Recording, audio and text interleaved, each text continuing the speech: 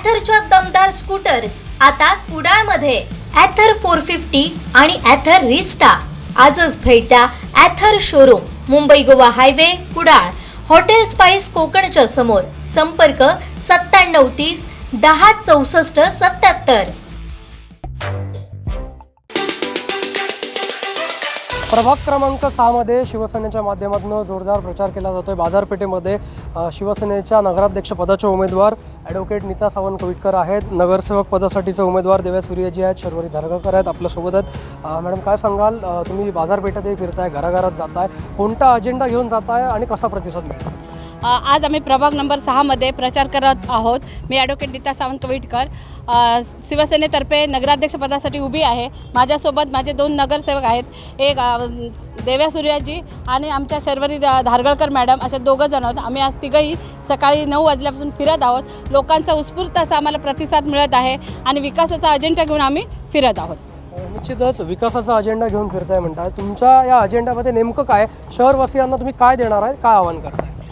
शहरवासियांसाठी आतापर्यंत आपले माननीय दीपकभाई केसरकर यांनी जो चार टर्म त्यांनी आमदारकी भोगलेली आहेत अशा, आणि मंत्री पण झालेले आहेत, अशा आमच्या व्यक्तींनी भरपूर असा निधी आणलेला आहे आणि त्या दृष्टीने सावंतवाडीचा पूर्ण कायापालट केलेला आहे. परंतु पुढील भविष्याच्या दृष्टीने जी आमची कामं पेंडिंग आहेत त्याबद्दल जर सांगायचं झालं तर आम्ही जे ST स्टँड आहे, बस स्थानक, याबद्दल आम्ही आमच्याकडे BOTकडे प्रस्ताव केलेला आहे. टेंडरही पास झालेला आहे आणि त्या दृष्टीने सुसज्ज असं ST बस स्थानक होणार आहे. जी गटारं किंवा नाले, भुयारी गटारं वगैरे ही जी काही बंदिस्त करायची त्याचं बऱ्यापैकी काम झालेलं आहे. उर्वरित काम आपलं आचारसंहिता संपल्यानंतर ते आम्ही करणार आहोत. निश्चितच विरोधकांकडनं बघितलं तर हेच काही मुद्दे जे आहेत, जी विकास कामं झालेली नाहीत असं अजेंडामध्ये त्यांचं घेतलं जातं किंवा ते मुद्दे घेतले जातात, त्याकडे तुम्ही कसं बघता? विरोधकांचा संकल्पपूर्ती असा वचननामा आहे जो तो बघितलं तर त्याच्या नावातच आपल्याला कळून येईल की ते त्यांनी संकल्प केलेला आहे. परंतु मला सांगायला आनंद होतो की हीच कामं गेले 4 वेळा टर्म आमचे आमदार असलेले माननीय दीपकभाई केसरकर यांनी ऑलरेडी बऱ्याचपैकी 90% पूर्ण केलेली आहेत. सिरसिंगे धरणातून ते पाणी आणणार असं त्यांचं पहिलंच वाक्य आहे, पण सिरसिंगे कुठे आहे आणि तिथून धरणातून पाणी आणण्यापेक्षा इथे माझगावला देखील धरण होत आहे. त्यानंतर आपलं पाळणेकोट धरण आहे. ह्या सगळी जी धरणं आहेत ह्या धरणाच्या माध्यमातून आणि जवळजवळ आता भाईनीच ह्यावर्षीच 57 कोटी असा निधी आणलेला आहे नळ योजनेसाठी. त्याचं पाणी घालून पाणी आणण्याची प्रक्रिया सुरू केलेली आहे आणि त्यामुळे सिरसिंगे धरणातून पाणी आणण्याचं जो काही त्यांचं पहिलंच आहे ते खोटं आहे असं मी म्हणेन. आत्ताच भाजपची सावंतवाडीच्या गांधी चौकात सभा झाली. तिथे पालकमंत्री म्हणालेत की अंदर की बात है, दीपक केसरकर हमारे साथ है, असं ते म्हणतायत. त्याचबरोबर दीपक म्हणजे युवराजनींना मत म्हणजे केसरकरांना मत, त्याकडे तुम्ही कसं बघता?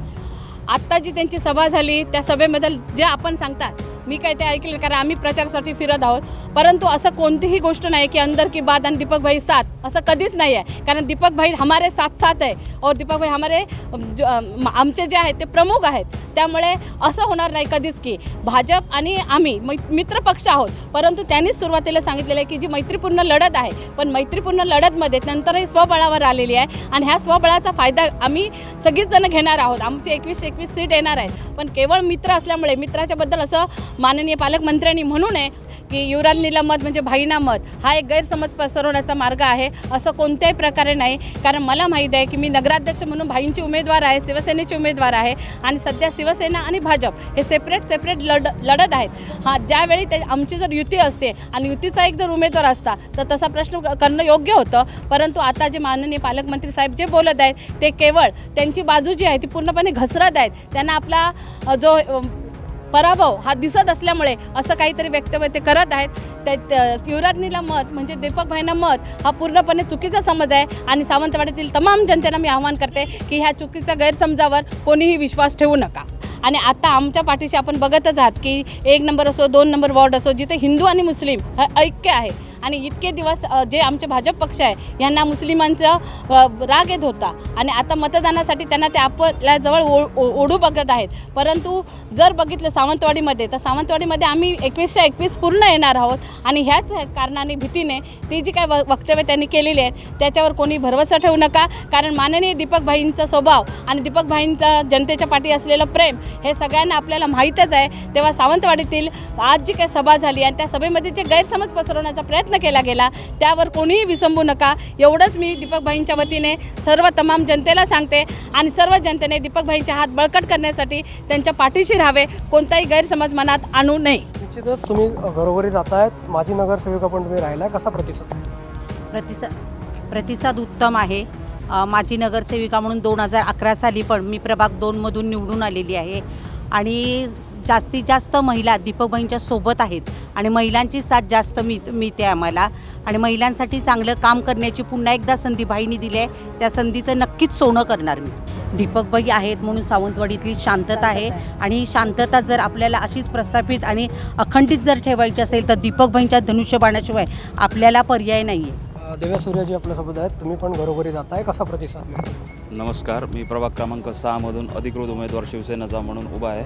तर आज मला तमाम समाजाला सांगायचं आहे आणि सर्व मतदार राजांना सांगायचं आहे की आजच्या आधुनिक तंत्रज्ञान युगाच्या काळात सर्व काही तयार होऊ शकतं, पण एकमेव अशी गोष्ट आहे जी कुठच्याच कारखान्यामध्ये तयार होत नाही, ते म्हणजे रक्त आहे.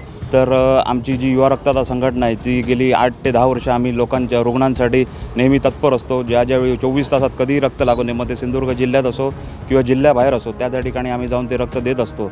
तर आज दीपकभाईंच्या मार्गदर्शनाखाली दीपकभाईंनी जी आम्हाला एक नागरिक व प्रशासन यांच्यामधील दुवा बनून जे काम करण्यासाठी जी संधी दिली आहे त्या संधीचं आम्ही नक्कीच सोनं करू. तर मतदार राजांना मला एकच आवाहन करायचं आहे की एक मत रक्तासाठी आणि एक मत आरोग्यसेवेसाठी म्हणून आमच्या शिवसेनेच्या सर्व उमेदवारांना तुम्ही द्या. त्यातून नक्कीच एक आरोग्यसेवा होईल व ज्या काही समस्या असतील त्या सोडवण्यासाठी आम्ही पूर्णपणे तत्पर असू. 100% विकास हा कधी होत नसतो, तो 99% होतो, 1% कुठेतरी राहतो. तर त्या सोडवण्यासाठी म्हणून आम्हाला एक जबाबदार लोकप्रतिनिधी व कायम समाजासाठी कायम उपयोगी असणारे व समाजासाठी कायम तत्पर असणारे असे आम्ही कार्यकर्ते आहोत. तर दीपकभाईंच्या मार्गदर्शनाखाली आम्ही आणि आमचे ॲडव्होकेट नीता सावंत मॅडम आहेत, माझ्यासोबत शर्वरी धारगळकर मॅडम आहेत. तर यांच्या नेतृत्वाखाली आम्ही नक्कीच समाजासाठी आमचा जीव ओतून देऊ.